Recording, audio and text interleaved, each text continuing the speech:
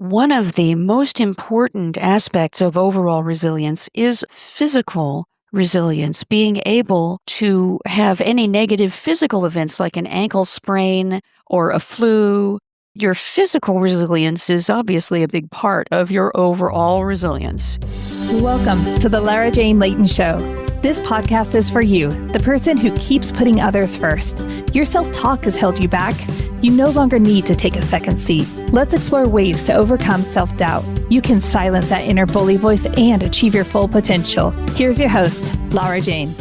Welcome to the show, friend. I have a new best friend with me today, and Paula is here. I am so excited with the information that we're going to talk about today.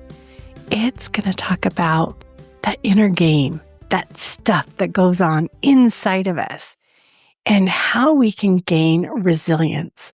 As much as we are powerful and capable women, at times you may need a little hand. And getting that personal resilience where I can give myself a hand up when I have to is so critical to our success, our health, our wellness. And so Paula's here to help us figure out how to get that resilience and to be able to bounce back from the tough times. Sometimes I have them every minute and I have to bounce back. Other times they're days apart. But I always have to learn or experience getting myself back up. And I look at, why do we have to keep getting back up? And I look at it like when we put a cast on our wrist, have you ever watched the atrophy that happens? You're moving, you're using it, but if you don't rely on it for the strength, it disappears. And so these things that happen to us are for our strength, so that we know when it gets even harder, we can get up. So Paula's going to help us figure out how to keep that as strong as possible. The information about her is in the show notes. But Paula, help me gain that resilience to want to get back up. Because sometimes I just want to take a minute. So help me. Well, I think you should take a minute for you. I think Yes. that's step one. When you are feeling overwhelmed or when negative events seem to be piling up, it's more important than ever to slow down and even just for 1 minute, 60 seconds, breathe and sense your breath. Focus all of your attention on sensing your breath. What does it actually feel like to have your lungs breathing today? What are the details of how each breath unfolds? Focus completely on your breath for 1 minute. It's a wonderful way to begin that turnaround from overwhelmed to just whelmed. Yes, it is.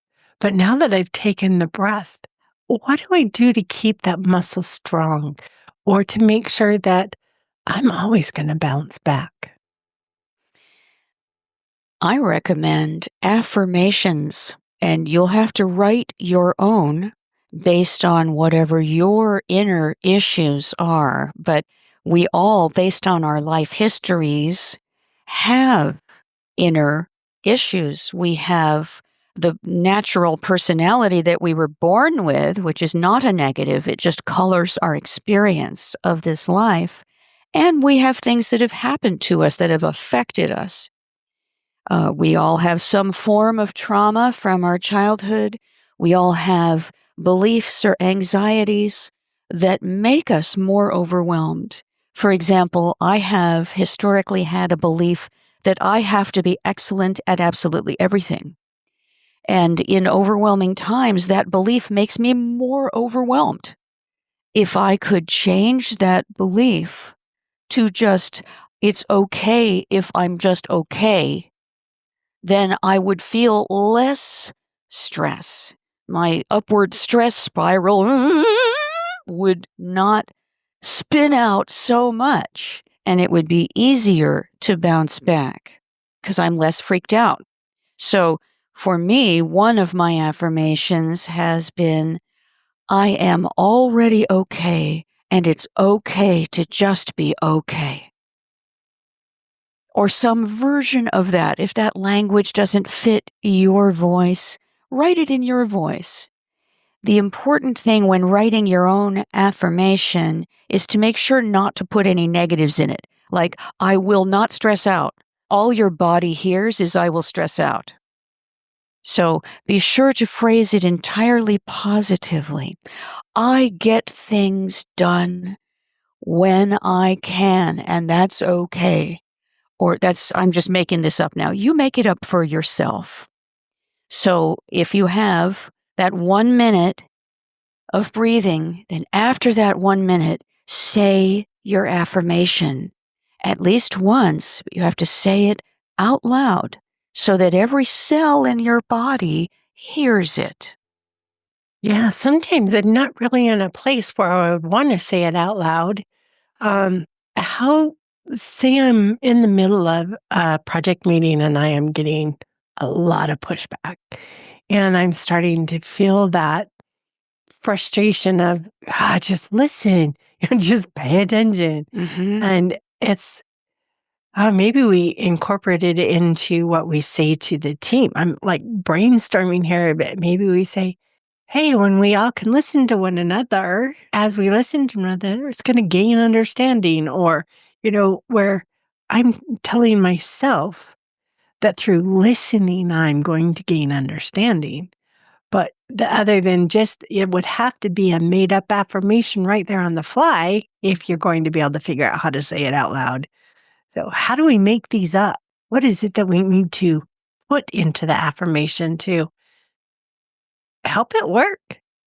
Well, in that situation, when you're in a meeting and it's stressful, I actually don't recommend an affirmation, a verbal affirmation. I like to go to the body. As a body professional, the body is my medicine.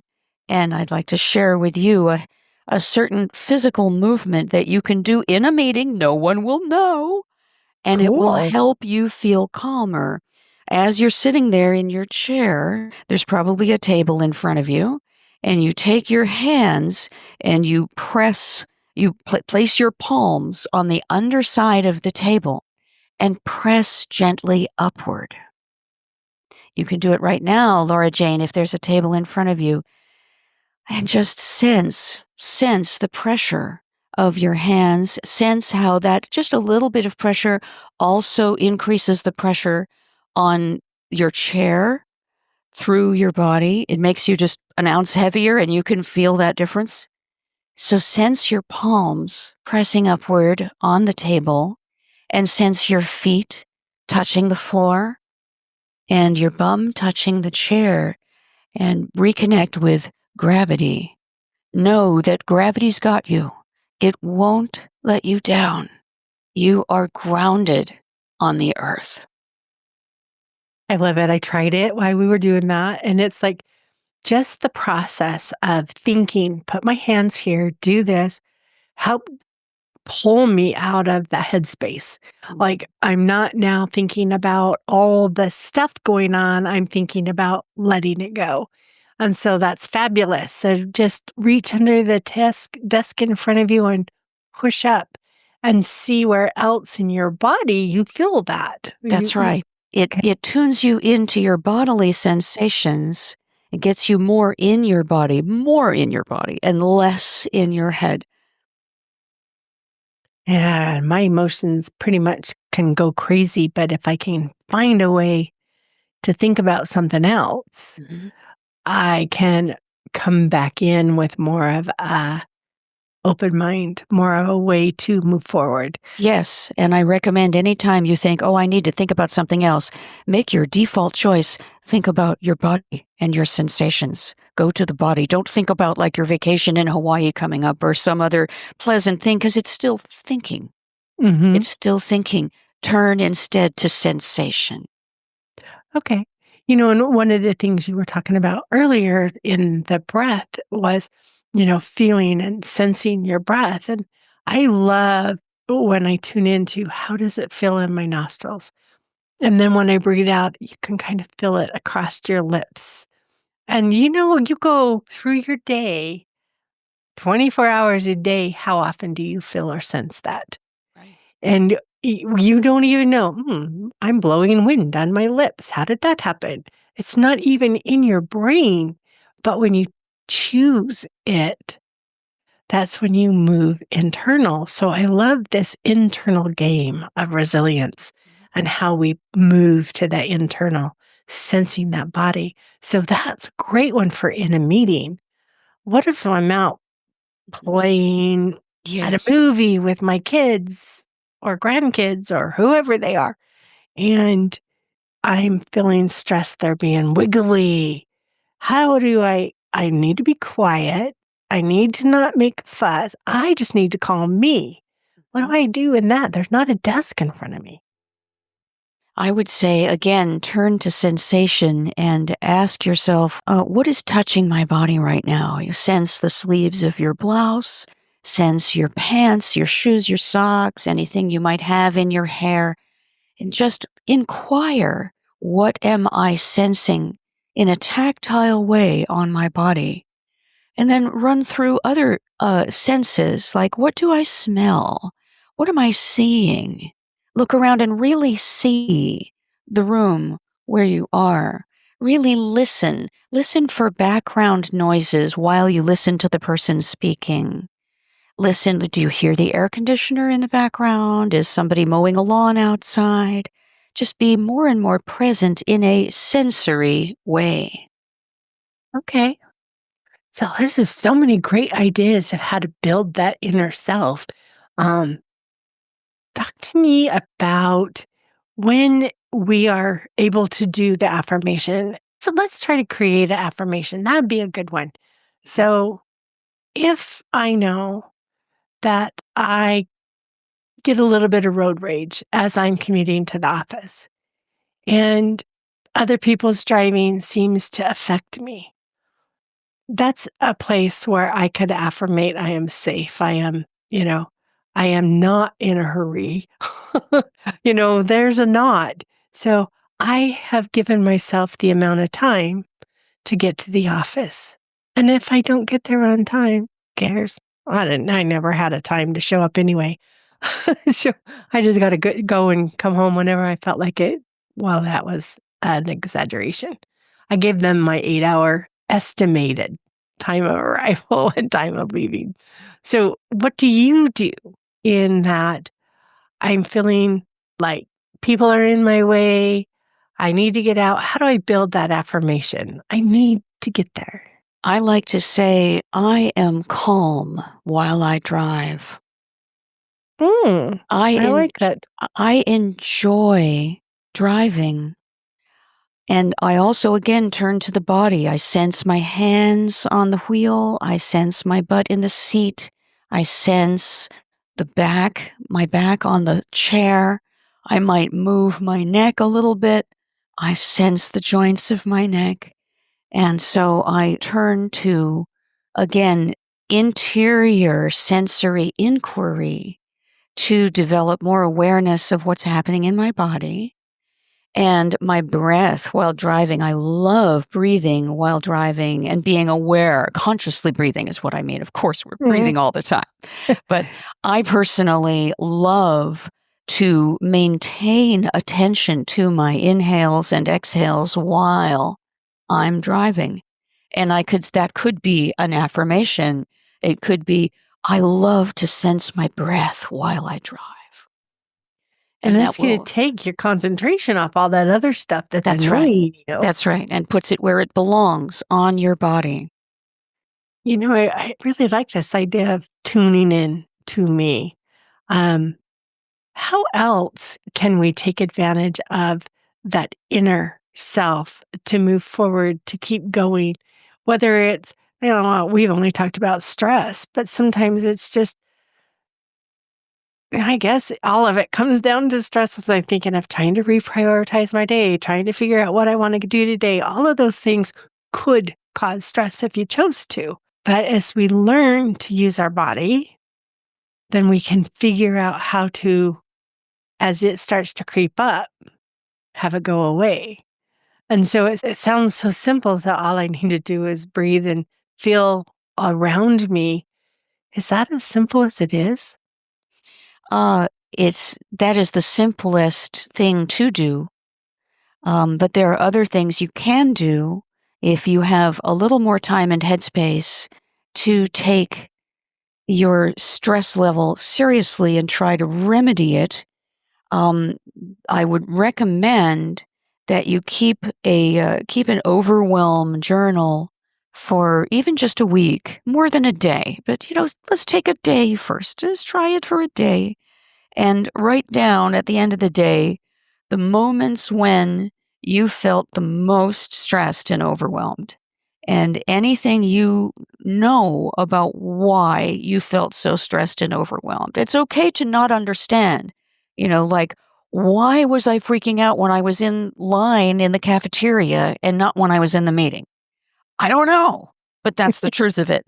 So write down when you were most overwhelmed and anything you know, if anything, about why you were overwhelmed at that time. And do that for a week. You're just gathering data. You don't have to do anything with it just yet.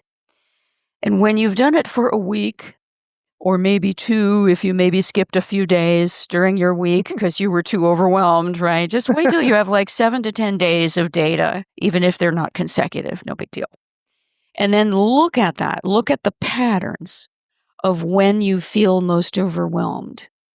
And that's when you might want to dig deeper and inquire with yourself about why. Why are these the pain points of my life? And this will involve you going into things that only you know about your life. I sure don't. But you know about stuff that happened to you in childhood, your relationship with your parents, traumatic events. You know all that. And maybe you can identify an underlying attitude or belief that you have that is responsible for you being so stressed out in those exact moments. Like, for example, let's say your most stressful moment is when you're getting dressed and putting on makeup in the morning and not during the meetings, but like you freak out. I'm making this up, right? It's a hypothetical example. Maybe there's a belief under there that my looks are the most important thing about me and I am ugly, for example. And so then with having collected that data, you now know that you could make up an affirmation. I look fine. There's much more to me than my looks, right? An affirmation that counteracts whatever the underlying belief is during your stress pain points. And I like that because it's a way of that personal reflection and writing down what things triggered you here and there. And triggers aren't just external. And I love how it's like, it's just you in the mirror. That's right. It is that trigger that is coming at you. And so much I want to blame the external world for all my problems because, Yes. We're perfect. But it's nice to be able to understand why it triggered. And I think Yes. that process is really important to go through. Yes, I was having dinner with my friend one time, and there were salt and pepper shakers on the table, as there are in restaurants. And we were talking about how it is often a lever of power over your stress level is managing your own attitude towards what's happening, managing your feelings, which is certainly easier said than done. But we don't have power over the externals. We do any power that we do have, which may be modest at best, but any power we do have is over our inner state. And I said to her, it's kind of like, and I put the pepper shaker right in between us. So there's a pepper shaker on the table. I can go, oh, there's a pepper shaker there. Or I could go, oh my God, there's a pepper shaker on the table. Oh my God, oh my God. Right. But the fact is that there's just a pepper shaker on the table. And I have some measure of control over how I view that pepper shaker. So I'm not blaming the external stresses on us. I'm not imagining that you could be serene as a monk throughout every minute of every day of your high stress life. But any power that you do have, recommend that you use that power. And the thing you have the most power about is what happens inside you. How we respond, Yes. how we choose to respond. And, if you do the drastic, oh no, I don't know how to, whatever, that is okay. But we do need to come back down. Yes. And we can allow ourselves 10 minutes, 2 days, whatever it takes. But the better we build our resilience, the sooner we're going to be able to turn that around. So let's take a quick break, get a word from our sponsor, come back, and let's just keep exploring ways to build that resilience, because getting back up, you're not going to not fall down. Maybe you are really lucky and never fall down. But I seem to have those ups and downs like a roller coaster. Sometimes they're little, sometimes it's no big deal. And other times it's a huge thrill. And one of my guests back a while ago said, you don't get on the roller coaster for the end. That's a great saying. You get on the roller coaster for the experience of the up and downs. And we can be scared to death to go down those huge ones, but you make it through and you feel stronger because of it. So we'll be right back. Hey, since I rarely have openings in my coaching schedule, I have a new resource out there on my website. It is called the BFF Coaching Network. And I have offered a spot there for any coach that has been on the show to list their coaching. You can go out there, you can listen to their episodes, you can feel a little bit about them, and then choose a coach that will work for you. So LauraJaneLayton.com, the BFF Coaching Network. All right, Paula, help us rebuild that resilience. Well, one of the most important aspects of overall resilience is, of course, physical resilience, being able to have any negative physical events like an ankle sprain or a flu or an accident that kind of knocks you around a little bit. Your physical resilience is obviously a big part of your overall resilience. And yet, stressed out people with elderly parents and meetings to attend and deadlines and children in their teens with stress, they probably don't. I mean, if you are working out, awesome. But if you don't have a regular exercise program, I'd like to give you a 1-minute workout that will help you build your physical resilience. It's very simple. You find a little patch of floor space in your home. Doesn't have to be very big. 7 by 7 will do. And simply get down to the floor and get back up. And get down and get back up multiple times. Do it for 1 minute. If it takes you a whole minute to get down and get up, that's fine. Just keep doing it. Even if it takes you 2 minutes, do then just 1 down and up. And then do another one the next day, 1 down and up. If you are on the more fit end of the spectrum, more mobile, try spending 1 minute getting down and up as fast as you can. How many times can you get down and up? Down is defined, by the way, as your head is on the floor. And up is your spine is vertical. So all the way down and all the way up. How many times can you do that in a minute? Try it. See your number. And make a daily practice of it. With daily practice, you will increase the power in your body. Power is the ability to launch yourself into a new body position. If you're not able to get all the way down on the floor, try a chair. Sit in a chair and get up. Sit down, get up. Sit down, get up. Sit down as fast as you can for a minute. With daily practice, your power will increase. Your number will go up.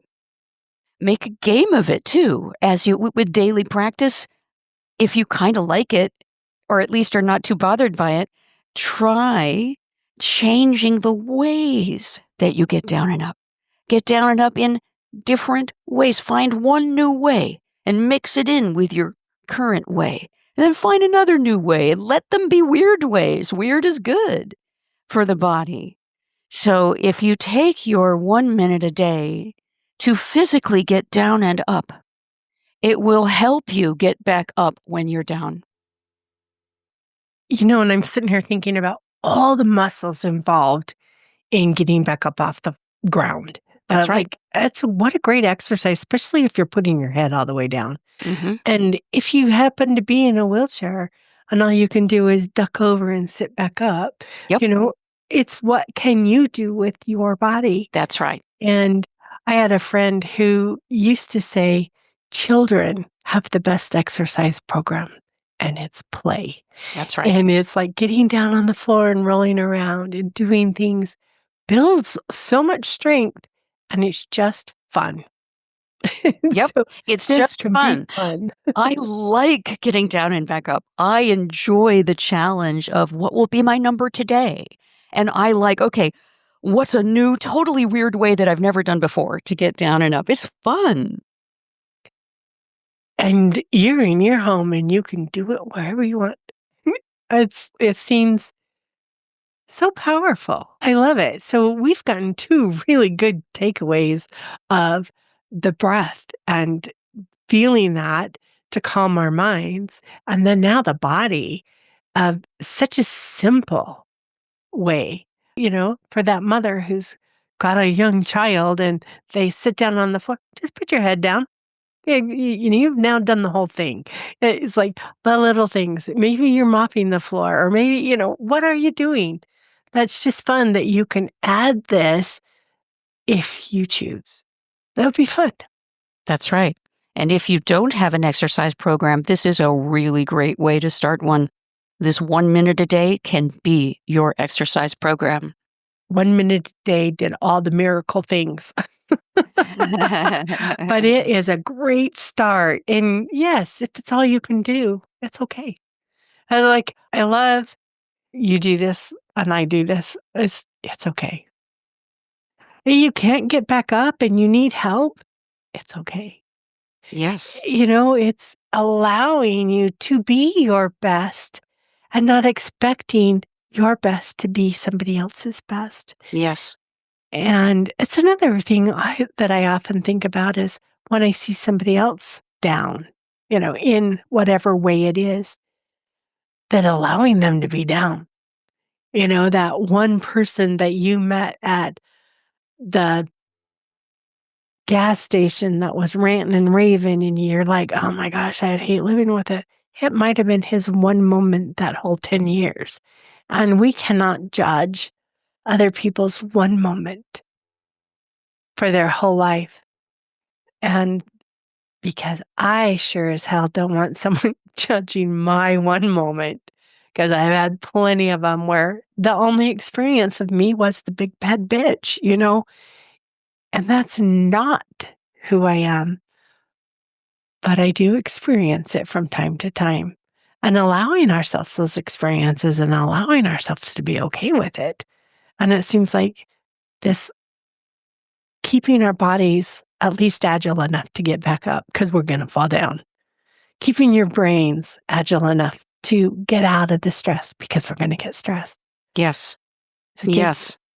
If you don't practice, you're not going to do it. Why do people go to the archery range to shoot a bow and arrow and learn how to hit the target?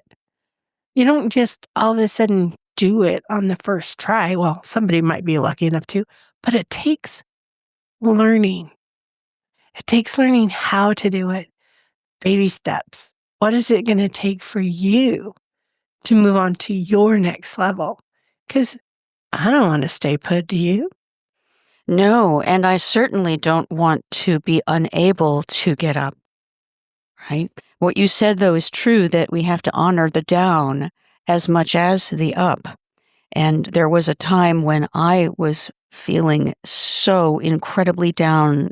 I had received the worst news that I'd ever received in my life, and it was devastating. And I couldn't get up. I got down and I just wanted to stay down. I felt like a smear on the floor, just a smear of some material. And I chose to stay down and just cry about this devastating news I had received. And it happened to be a hardwood floor that day. And I cried. Actually, I allowed myself extra time because I had so much crying to do. And when I did finally get up, and you do have to get up eventually, you can't like die there on the floor. But after You can, but well, I guess you can, but not really recommended. So I was, when I finally did get up, I saw that there was a little pool of tears on the floor.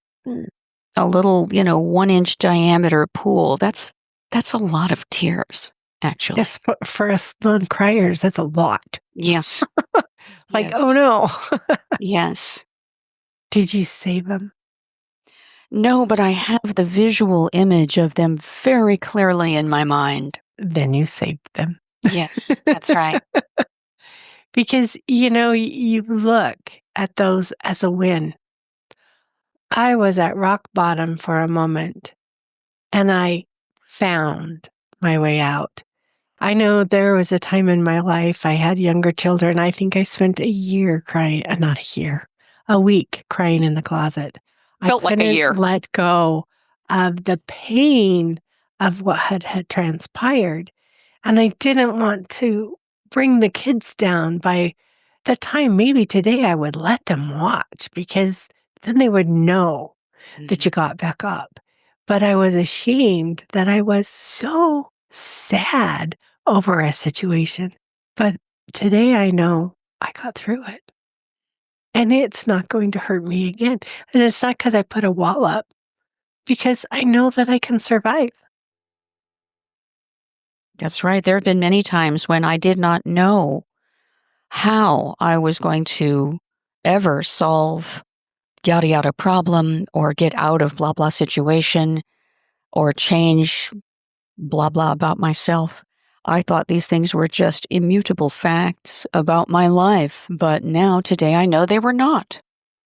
Because we are amazing human beings that can make it through whatever we choose to make it through.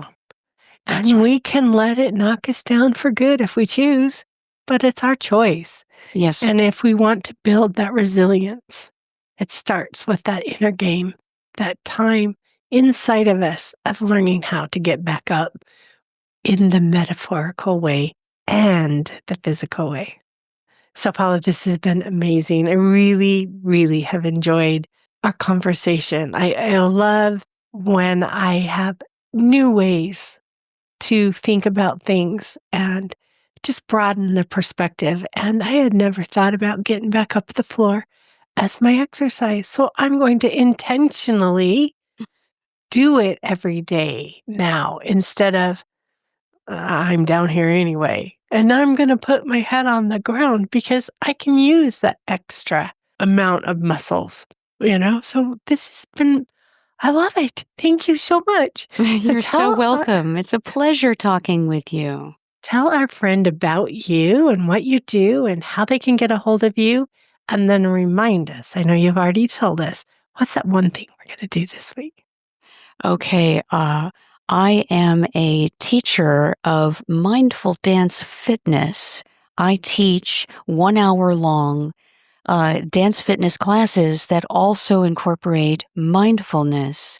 I teach them in my home studio in Northern California and also simultaneously on Zoom. So the people who are attending on Zoom can attend from anywhere, and they include a recording of the session. So if you're not available exactly at that time, sign up anyway, and then you have 3 days to dance through the recording. My classes give you fantastic cardio, but you are in control of how hard you want your body to work. And they're also very, very low impact. So great cardio, but easy on the joints. And most importantly, during my class, I encourage and remind you to sense your body, to sense what the movements feel like in your body, in your today body. You might feel different ways on different days. And so in my classes, you're taking a whole hour to get out of whatever is overwhelming you at the moment and focus deeply on your body and your feelings and yourself through music and movement. It's a very beautiful experience, and it can be as beautiful to people on Zoom as it is to people in the room. I have a special offer for your listeners. They can have one Zoom class free with by signing up on my website, paulachambers.me, and using the promo code Laura Jane when you sign up and during the checkout process. When you pick a class and go to pay for it, it says apply promo code, and you just put in all caps Laura Jane, and you can have your first class for free. Okay, well, this is going to be fun. I kind of talked about that childish play. Dance is one of those amazing ways to just feel good and feel free and not have to feel like you're having to do exactly like this. It's dance. It's fun. So have some fun. Paula, we're going to be there. What's our one thing? The one thing is always turn to the body. When in doubt, sense your body. Wow, that is so simple. So we are going to, anytime we feel that trigger, we can rewire, sense where we're at, and pull our bodies back or brains back to center. So thank you so much for joining. Paula and I are not licensed medical or mental professionals. We are here for entertainment. People that have found ways to get through our bad times and want to support you on your journey to your best life. So stay tuned for the next episode. Are you tired of waking up exhausted? You are not alone. If you're looking to take your life back, let's start with the simple step of adjusting your self-talk. Stay tuned for the next episode with your host, Laura Jane. Remember to follow the show so you don't miss the next simple step that you can use to feel more confident. And please leave an honest review.